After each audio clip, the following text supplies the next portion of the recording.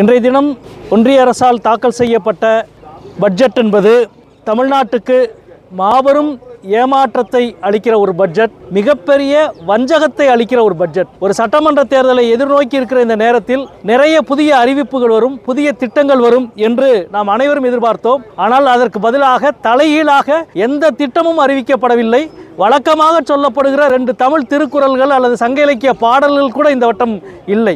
அது மட்டுமல்ல, நமக்கு வஞ்சகம் இழைப்பதும் நம்முடைய வளங்களை சுரண்டுவதும் தான் இந்த பட்ஜெட்டினுடைய அறிவிப்பு. நமக்கு எல்லா வகையிலும் வஞ்சகங்கள், குறிப்பாக ரயில்வே திட்டம் அல்லது புதிய தொழிற்சாலைகள், புதிய கட்டமைப்புகள் சார்ந்து ஒற்றை அறிவிப்பு கூட இந்த பட்ஜெட்டிலே இடம்பெறவில்லை. மாறாக அரிய வகை கனிமங்களை சுரண்டுவதற்கு அரிய வகை கனிமங்களுக்கான வழித்தடம், தமிழ்நாடு ஆந்திரா ஒரிசாக்கான வழித்தடம் அமைக்கப்படும் என்று சொல்கிறார்கள். அரிய வகை கனிமங்களை ஏலம் விடுகிற எடுக்கிற உரிமம் மாநிலங்களிடம் இருந்தது. அதை பறித்து ஒன்றிய அரசினுடைய உரிமமாக மாற்றுவதற்கு சட்டம் இயற்றினார்கள். இப்பொழுது தமிழ்நாட்டினுடைய அரிய வகை கனிமங்களை சூறையாட தனிய வழித்தடம் அமைக்கப்படும் என்று அறிவித்திருக்கிறார்கள். நமக்கு வழங்க வேண்டிய வளங்களை வழங்கவில்லை, மாறாக நம்முடைய வளங்களை சுரண்டுகிற அறிவிப்பு தான் வெளியிடப்பட்டிருக்கிறது என்பதை பார்க்கிறோம். அதே போல ஆயுர்வேதா மருத்துவத்திற்கு 3 முக்கியமான அறிவிப்புகள் வெளியிடப்பட்டிருக்கிறது. ஆனால் சித்த மருத்துவம் மாற்றி ஒற்றை அறிவிப்பு கூட வெளியிடப்படவில்லை. அதே போல அகழாய்வில் தொலைவிராவில் தொடங்கி காலிங்கர் வரை பல அகழாய்வுகளில்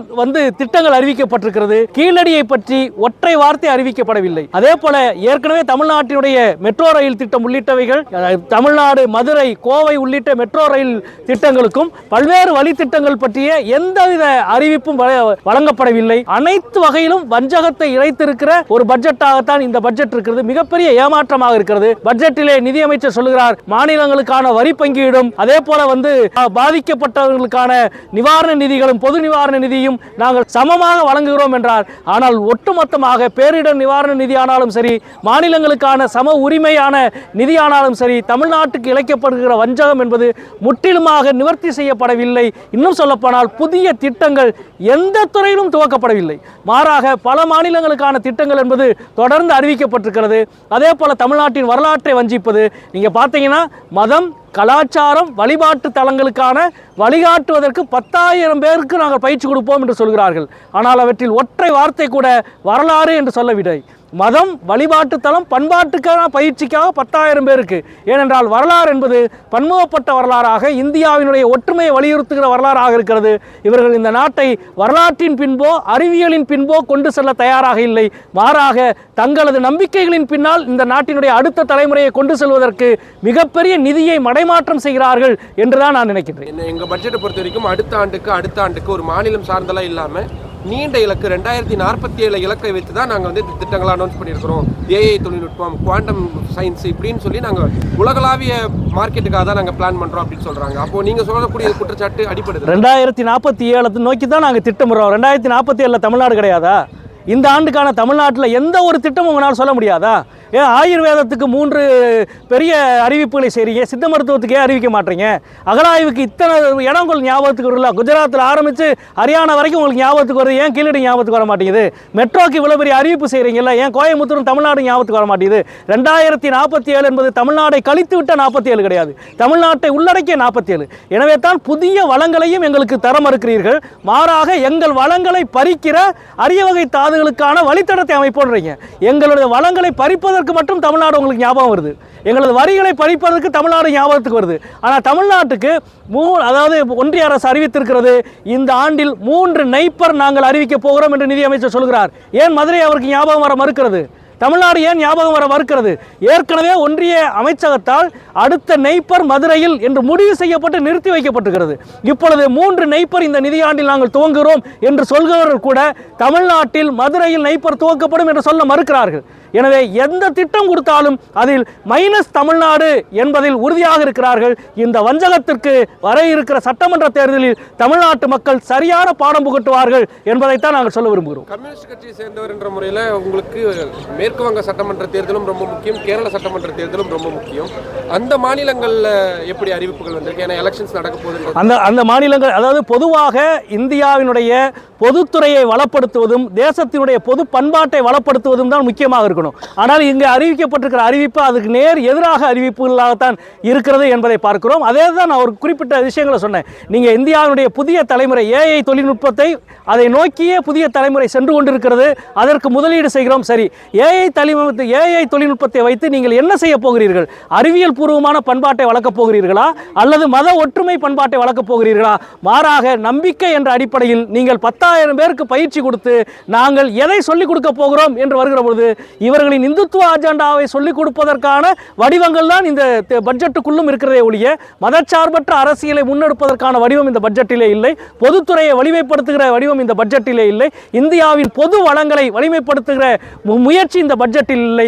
மாறாக எதிர்க்கட்சி ஆளுகிற மாநிலங்களை சுரண்டுவதற்கும் அவர்களுக்கு நிதி வழங்காமல் மறுப்பதற்குமான எல்லா நியாயத்தையும் தான் மீண்டும் மீண்டும் சொல்கிறார்கள். வெறுமன பேரிடர் நிவாரண நிதியோ மாநிலங்களுக்கு வழங்கப்படுகிற நிவாரணமோ நாங்கள் சமமாக வழங்குகிறோம் என்று சொல்லுகிறவர்கள் தொடர்ந்து தமிழ்நாட்டிற்கு கொடுக்கிற ₹1 வரிப்பணத்தில் 29 பைசா தான் எங்களுக்கு திருப்பி தருகிறீர்கள். உத்தரப்பிரதேசம் கொடுக்கிற வரிப்பணத்திற்கு ₹2.70 திருப்பி கொடுக்கப்படுகிறது.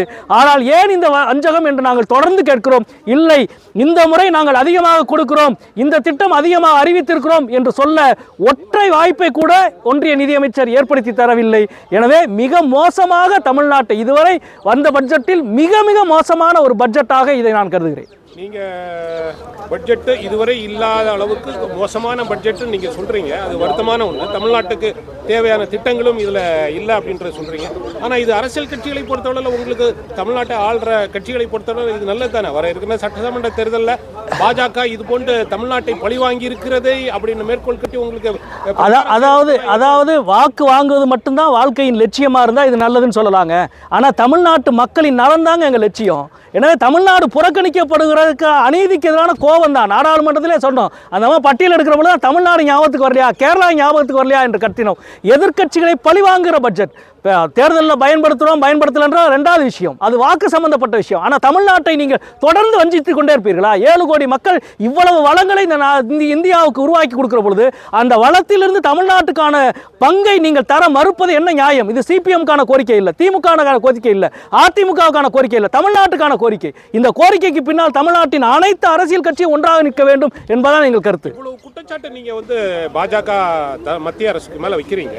ஆனா தேர்தல் வர இருக்கிறது. ஏற்கனவே நீங்க சொன்னீங்க தேர்தலை சந்திக்க போகுது தமிழ்நாடு உள்ளிட்ட 5 மாநிலங்கள்ல. அந்த மாநிலங்களை கருத்தில் கொண்டு வாக்கு பெறுவதற்கு புதிய திட்டங்களை அறிவிப்பார்கள். தமிழ்நாடு, கேரளா, புதுச்சேரி, மேற்கு வங்கம் போன்ற மாநிலங்களுக்கு அதிக திட்டங்கள் ஒதுக்கப்படும் அப்படின்ற ஒரு எதிர்பார்ப்பு தான் எல்லாருக்கிட்டே இருந்தது. ஆனா நீங்க சொல்றதை பார்த்தா இதுல அந்த வாக்கை பெறுவதற்கான முயற்சிகளை கூட பாஜக ஈடுபடலையே. இது எதை காட்டுது? இல்ல, அதாவது மக்களுக்கு நல்லது செய்து வாக்கை பெற வேண்டும் என்ற நேர்மையான முயற்சியில் அவர்கள் ஈடுபடவில்லை. மாறாக மற்ற கட்சிகளை எல்லாம் வளைத்து போட்டு இடி உள்பட ஐடி உள்பட எல்லா விதமான குறுக்கு வழிகளின் மூலமாக ஒரு கூட்டணியை அமைத்து வாக்கு பெற்றுவிட முடியும் என்ற குறுக்கு வழியில் தான் 100% நம்பிக்கை கொண்ட கட்சியாக பாஜக இருக்கிறதே ஒழிய மக்களுக்கு நலத்திட்டங்களை செய்து தமிழ்நாட்டுக்கு வளமான ஒரு திட்டங்களை அறிவித்து நேர்மையாக வாக்கு பெறுகிற முறையிலேயே அவர்கள் நம்பிக்கை வைக்கவில்லை என்பதுதான் இந்த அறிவிப்பு. குடியரசுத் தலைவருடைய உரையில் ஒரு இடத்துல கூட தமிழ்நாடு பற்றின மேற்கோள் வரல. நாங்களாம் அதிர்ச்சியாக இருந்தது. சரி, பட்ஜெட்டில் நிறைய அறிவிப்பாக போல அப்படின்னு தான் நாங்கள் நினைச்சோம். பட்ஜெட்டிலும் அதுவே நிலை என்றால் இவர்கள் நேர்மையான வழியில் மக்களிடம் வாக்கு பெறுகிற முறையிலேயே நம்பிக்கையற்றவர்களாக குறுக்கு வழியில் தமிழ்நாட்டிலே நாங்கள் தங்களது வாக்கு சதவீதத்தை அதிகப்படுத்திவிட முடியும் என்று நம்புகிறார்கள். அதை தமிழ்நாட்டு மக்கள் விழிப்புணர்வோடு இருந்து சந்திப்பார்கள். திட்டங்களை கொடுத்து மக்களுக்கு நல்லதை செய்து வாக்கு பெறுவதற்கான முயற்சிகளில் பாஜக இறங்கல. 100% இல்லை என்பதை தான் இந்த பட்ஜெட் காட்டுகிறது. இந்த பட்ஜெட்டில் வரப்போகிற தமிழ்நாடு சட்டம், நீங்கள் போன வாரம் பிரதமர் என்ன பேசினார், தமிழ்நாட்டில் எவ்வளோ வளமான ஒரு ஆட்சியை நாங்கள் தமிழ்நாட்டில் கொடுப்போம் என்றெல்லாம் பேசினார்ல. 11 ஆண்டுகளாக 12 ஆண்டுகளாக ஒன்றிய அரசு ஆட்சியில் இருக்கிற தமிழ்நாட்டுக்கான நல்ல திட்டங்கள், சொல்லிக்கொள்ளும் போது திட்டம் இவ்வளவு தேவை. 2 கோயம்புத்தூர் மதுரை மெட்ரோக்கு இத்தனை முறை தமிழக அரசிலிருந்து முன்மொழிவுகள் அனுப்பப்பட்டு தங்களது பங்கும் சொல்லப்பட்டிருக்கு, அறிவிக்கப்படலை. நெய்ப்பர் அறிவிக்கப்படலை. ஏற்கனவே இருக்கிற புதிய போன ஆண்டு 32,000 கோடி புதிய வழித்தடத்திற்கு ஒன்றிய அரசு அறிவித்து அமல்படுத்தியது. அதில் 302 கோடி தான் தமிழ்நாட்டின் புதிய வழித்தடத்திற்கு நீங்கள் கொடுத்தீர்கள். புதிய வழித்தடம் 10 வருஷமா நியூ லைன் புதிய வழித்தடம் ஒன்று சொல்லுங்க தமிழ்நாட்டுக்கு. ஒரு புதிய வழித்தடம் கூட, அதாவது ஒரு மாநிலத்தின் உள்கட்டமைப்பை தேக்கத்தில் நிற்கிறது. 10 ஆண்டு கால தேக்கத்தில் நிற்கிறது. இந்த தேக்கத்தை உடைக்கிற வாய்ப்பை இந்த ஆண்டு நீங்கள் உருவாக்கியிருக்க வேண்டும், உருவாக்கவில்லை என்பதான் எங்கள் குற்றச்சாட்டு. பொதுவாகவே ஒரு பட்ஜெட்னாலே அந்த மாநிலம் அல்லது நாடு சார்ந்த ஒரு இதுதான் இருக்கும். பட்ஜெட்டில் வரும் கட்டமைப்பு வசதிகளை மேம்படுத்துவது, வேலைவாய்ப்பை அதிகப்படுத்துவது போன்ற திட்டங்கள் தான் வந்து பட்ஜெட்டில் வரும். ஆனால் நீங்கள் சொல்கிறத பார்த்தா அது சம்பந்தமாக எந்த முயற்சியும் இந்த பட்ஜெட்டில் வந்து எடுக்கப்படவில்லை அப்படின்றது தானே முழுமையாக காட்டுகிறது. ஆமாம், இப்போ அதுதான் நான் சொல்கிறேன். வந்து உள்கட்டமைப்புக்கான அடிப்படையான விஷயங்கள் பல அறிவிக்கப்பட்டிருக்கு. அதில் தமிழ்நாட்டுக்கான இடமே இல்லை.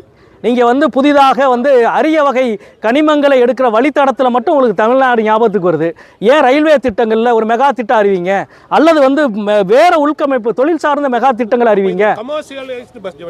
இல்லை, வஞ்சிக்கப்படுகிற பட்ஜெட். அதான் நான் சொல்கிறேன். வளங்களை தமிழ்நாட்டுக்கு தருவதில் வஞ்சிக்கிறது, வளங்களை தமிழ்நாட்டிலிருந்து சுரண்டுவதில் மிகப்பெரிய தன்முனைப்பை காட்டுகிறது இந்த பட்ஜெட். அந்த வளங்களை யார் மூலமாக சுரண்டுறதுக்கு இந்த முடிவை மத்திய அரசு எடுத்திருக்கிறாங்க? நீங்க பாருங்க, அரிய வகை கனிமங்கள் என்பது ஏற்கனவே மாநில அரசு ஒப்பந்த புள்ளியை கோரி மாநில அரசு ஏலம் விடுவதற்கான அதிகாரம் இருந்தது. 2 ஆண்டுக்கு முன்பு சட்டம் கொண்டு வந்தாங்க. அந்த அதிகாரத்தை ஒன்றிய அரசுக்கு பறித்தார்கள். இப்பொழுது ஒன்றிய அரசில் இருந்து இப்போ என்ன சொல்லியிருக்காங்க, நாங்கள் ஒரு புதிய வழித்தடத்தை உருவாக்குறோம் என்று உருவாக்கி அதை முழுக்க எப்படி வந்து கடந்த கூட்டத்தொடரில் அணுசக்தியிலே வந்து தனியார் மயத்துக்கு கார்ப்பரேட்டுக்கு கொடுத்தார்களோ அதே போல அரிய வகை கனிமங்களை தனியார் நிறுவனங்களுக்கு கொடுப்பதற்கான முன்முயற்சி தான் இந்த பட்ஜெட்டில் மிக தெளிவாக அறிவிக்கப்பட்டிருக்கிறது என்பதை பார்க்கிறோம். தனியார் நிறுவனங்களுக்கு, பெரும் முதலாளிகளுக்கு, தனியார் நிறுவனங்களுக்கு, கார்ப்பரேட் நிறுவனங்களுக்கு இந்த நாட்டினுடைய அரிய கனிமங்களை சூறையாடுகிற ஒரு பொன்னான வாய்ப்பை தான் இந்த பட்ஜெட்டினுடைய அறிவிப்புகள் செய்கிறது. ஒடிசாவுக்கும் தமிழ்நாட்டுக்கும் இடையேயான அந்த லிங்கை ஏற்படுத்துறாங்க. அது அரிய வகை கனிமங்கள் அதிகமாக இருக்கிற மாநிலமாக தமிழ்நாடு, ஆந்திரா, தெலுங்கானா, ஒரிஷா இருக்கிறது. ஏற்கனவே அதான் கண்டறியப்பட்டிருக்கிறது. ஏற்கனவே நிலைக்குழுவினுடைய பரிந்துரைகளும் அதுதான். எனவே இந்த கிரிட்டிக்கல் அனிமல் என்ற அரிய வகை கனிமங்கள் என்பது இந்த 4 மாநிலங்களில் தான் அதிகமாக இருக்கிறது. எனவே இந்த 4 மாநிலங்களை குறிவைத்து தொடர்ந்து அறிவிப்புகள் வந்து கொண்டே இருக்கிறது.